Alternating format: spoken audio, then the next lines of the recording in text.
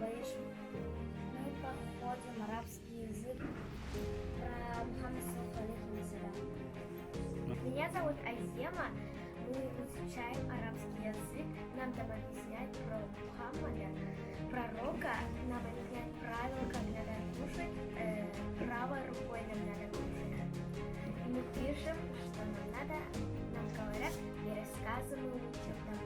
Меня зовут Мулеш, мы изучаем арабский язык, изучаем историю пророка, изучаем историю ислама, как она развивалась, кто первый мусульманин, кто первая женщина мусульманка,